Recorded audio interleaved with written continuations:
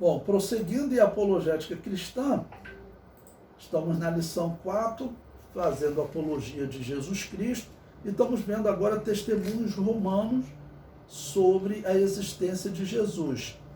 Vamos falar agora do número 3.2.2, que diz o governador romano Plínio.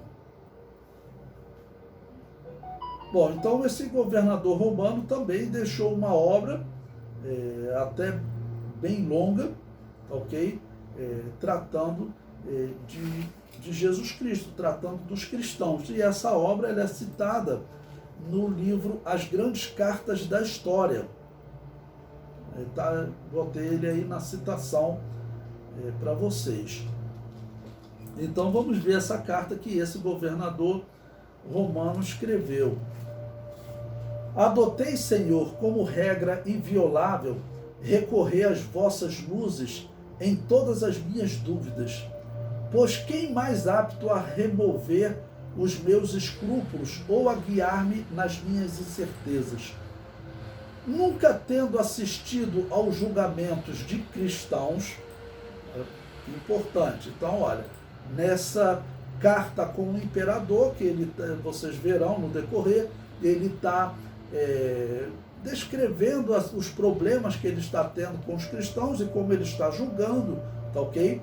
Então ele diz, nunca tendo assistido aos julgamentos de cristãos, ignoro o método e os limites a serem observados no processo e punição deles.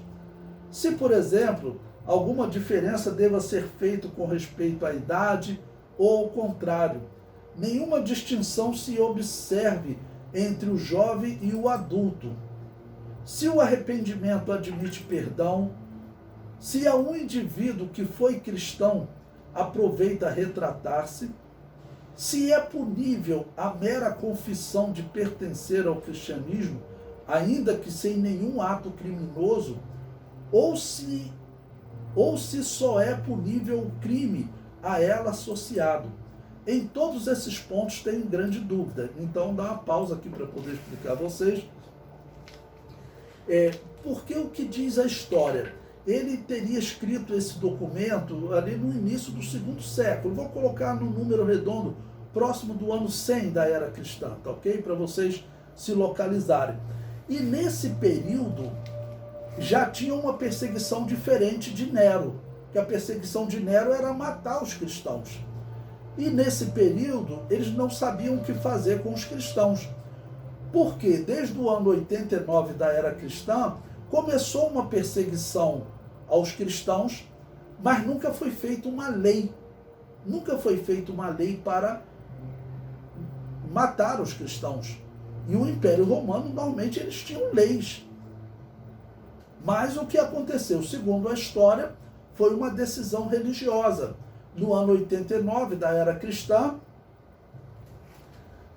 o Império Romano estava em guerra, como sempre, tendo revoltas, e ele foi, o imperador Domiciano, ele foi fazer uma consulta aos deuses, no caso aos sacerdotes de Apolo, para saber o que ele deveria fazer, se ele deveria ir ou não à guerra.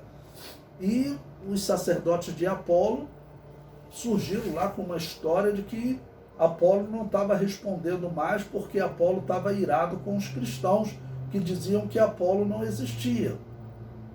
Bom, então aquele imperador iniciou uma perseguição aos cristãos.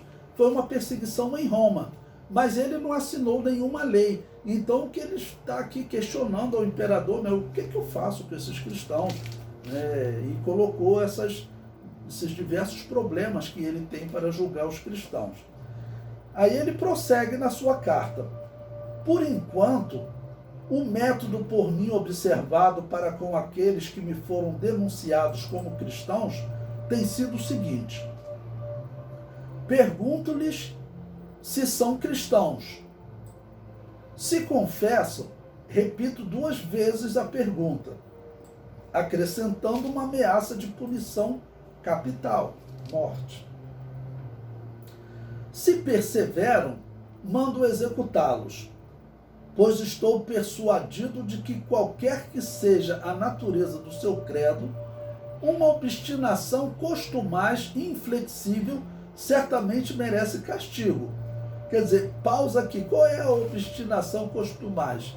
Quer dizer, alguém que segue esse Deus, mesmo com risco de morte, esse credo deve ser muito perigoso.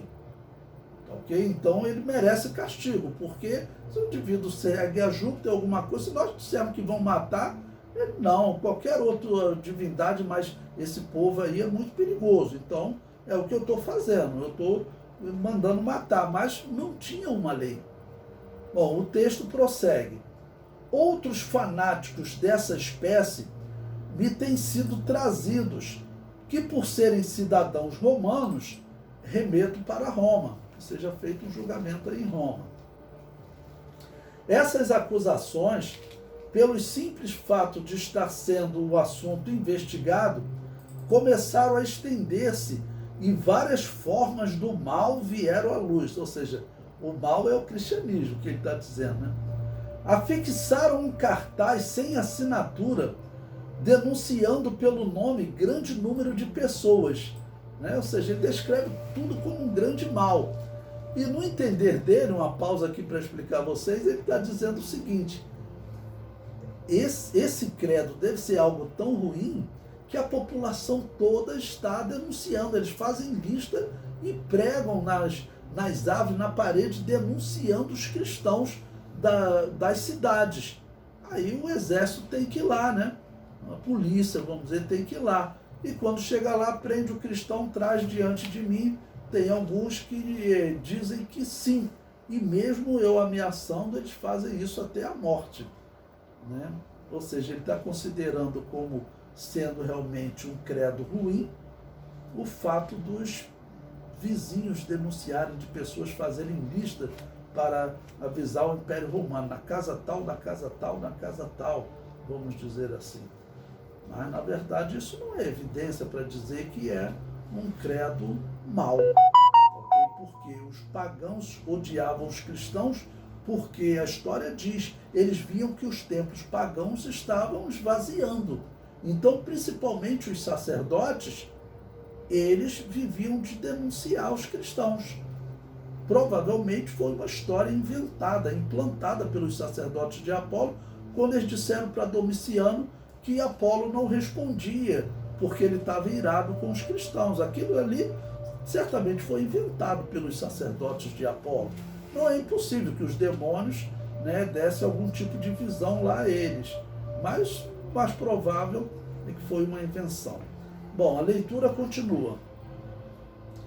Aqueles que negaram ser ou ter sido cristãos, que repetiram comigo uma invocação aos deuses e praticaram os ritos religiosos com vinho e incenso perante a vossa estátua, né? Ou seja, ele está dizendo o seguinte: tem um grupo de pessoas que chega aqui e eles falam, não, eu não sou cristão não, então você pode ali reverenciar o imperador, pode ir fazer uma invocação aos deuses.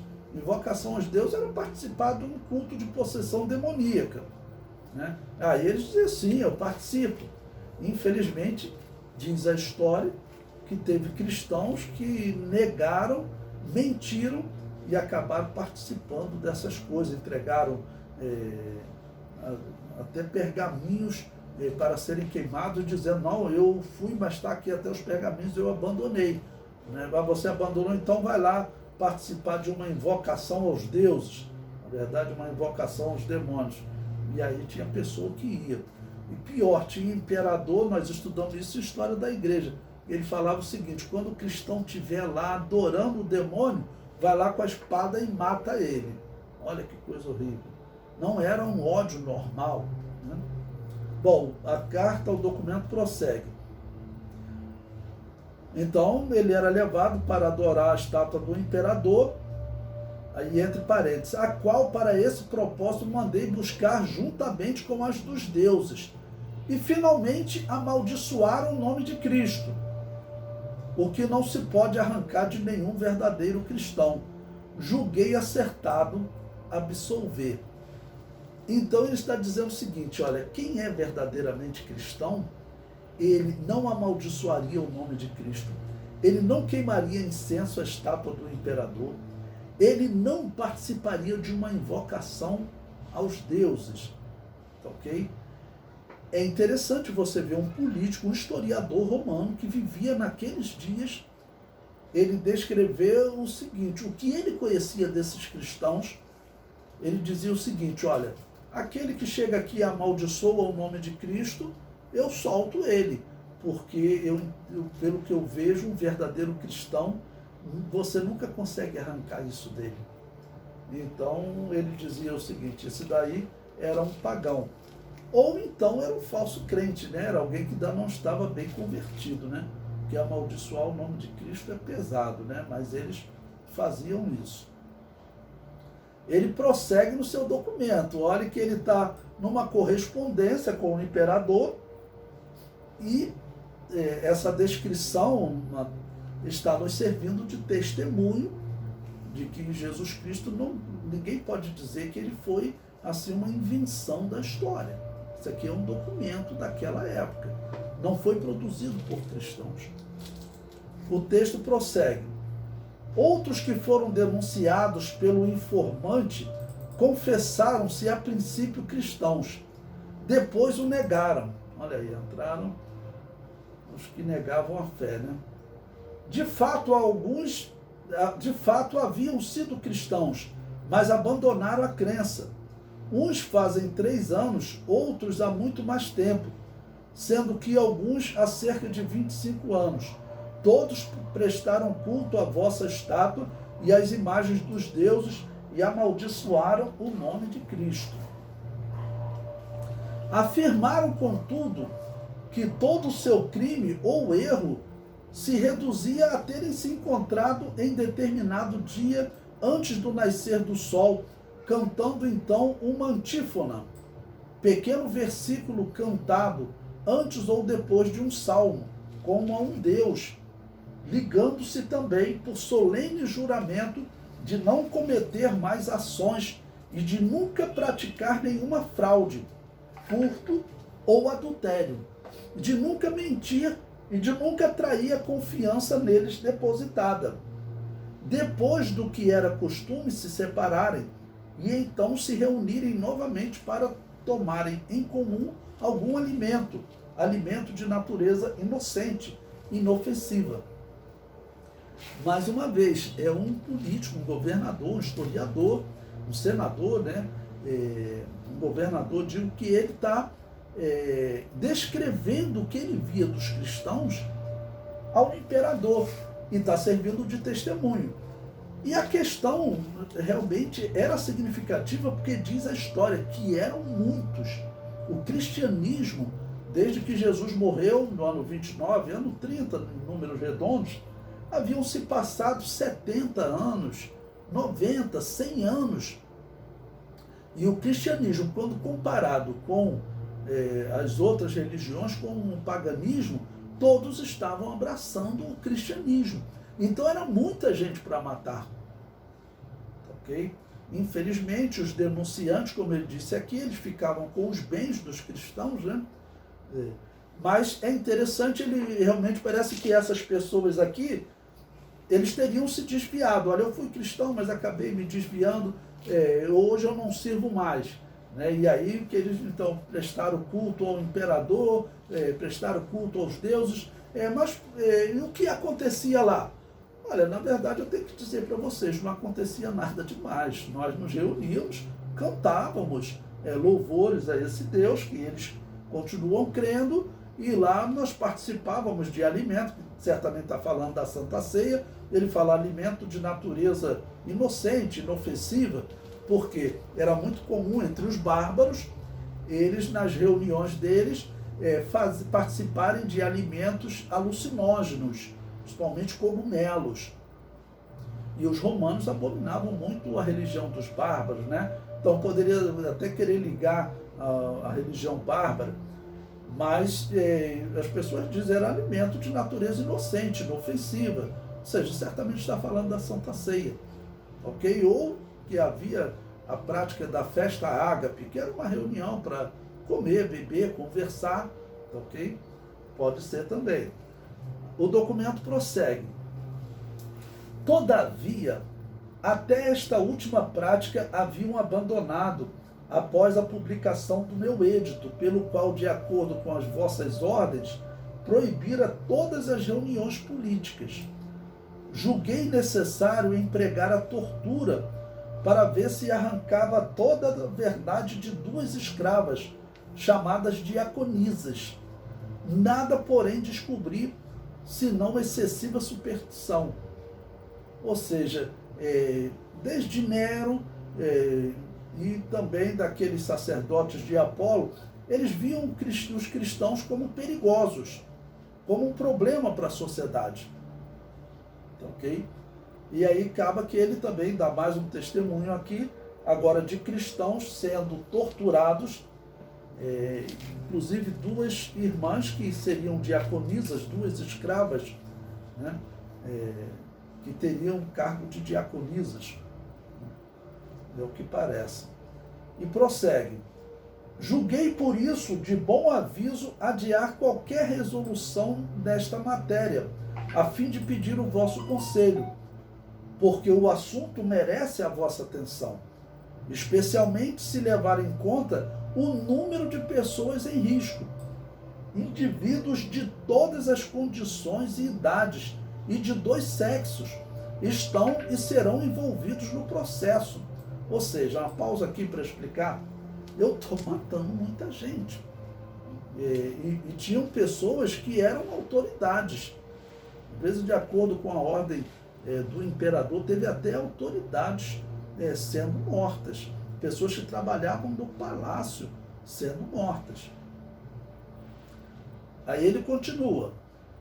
Pois esta contagiosa superstição não se confina nas cidades somente, mas espalha-se pelas aldeias e pelos campos.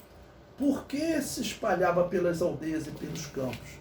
Porque muitas pessoas que viviam na cidade de Roma, que era sempre o centro da perseguição, teve muitas perseguições que ocorreram só em Roma, aqueles que viviam em Roma, eles iam viver nas catacumbas, nos cemitérios abandonados, que os romanos não visitavam, né? Quando eles enchiam os túmulos, eles diziam que não podiam mexer com os mortos. Ok? Eles não podiam mexer com os mortos. No máximo, eles tinham que levar algum presente, algum culto aos mortos. Ok? Então, os cristãos não tinham jeito, chegaram lá esvaziando aqueles túmulos, tirando ossadas, e tinham que viver ali para não morrer. Mas outros cristãos não ficavam nem nesses cemitérios. Eles saíam caminhando, por exemplo. Se Roma está aqui, vamos caminhar 30 quilômetros, 60 quilômetros, 200 quilômetros, procurar alguma montanha abandonada, algum local que a gente possa começar a plantar ali sem essa perseguição. Então, por isso que ele diz que muitas se espalharam por aldeia e pelos campos. E diz a história que teve cristão que fugiu tanto que ele chegou na região dos povos bárbaros. E lá eles eram capturados e feitos escravos.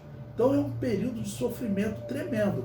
Bom, entre os bárbaros não tinha todo o processo que tem aqui entre os romanos. Então ele acabou nos deixando esse documento precioso. O documento prossegue.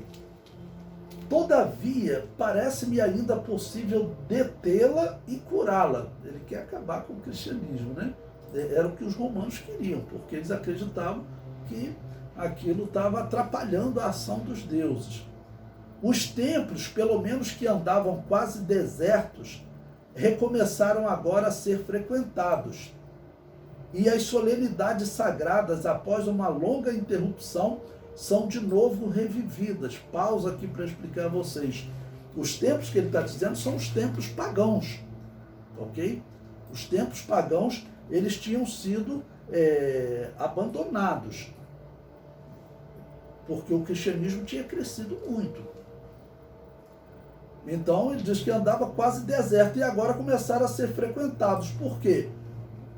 Você disse que não é mais cristão, mas você não vem aqui no templo. Então as pessoas passaram a ser obrigadas a ir no templo para mostrar que ele não era cristão. Aí os templos voltaram a encher. Ok? O comentário prossegue. E a geral procura de animais para os sacrifícios, para os quais até bem poucos compradores apareciam. Por aí é fácil imaginar a quantidade de pessoas que se poderão salvar do erro, se deixarmos a porta aberta ao arrependimento. Ou seja, ele diz o seguinte, nós devemos realmente agir de maneira séria, né? Por aí é fácil imaginar a quantidade de pessoas que se poderão salvar do erro, se deixarmos a porta aberta ao arrependimento. Ou seja, vamos dar uma chance a eles de se arrependerem, aqueles que disserem que não são mais cristãos, que adoraram o demônio, esses não morrem. E realmente vai acontecer. De alguns cristãos é contada a história que eles negaram a fé, a história comprova isso, e viveram, mas teve outros que negaram a fé e quando estava lá adorando o demônio, o imperador ia lá e mandava matar. Né? Uma coisa horrível, descrevendo toda essa perseguição aos cristãos.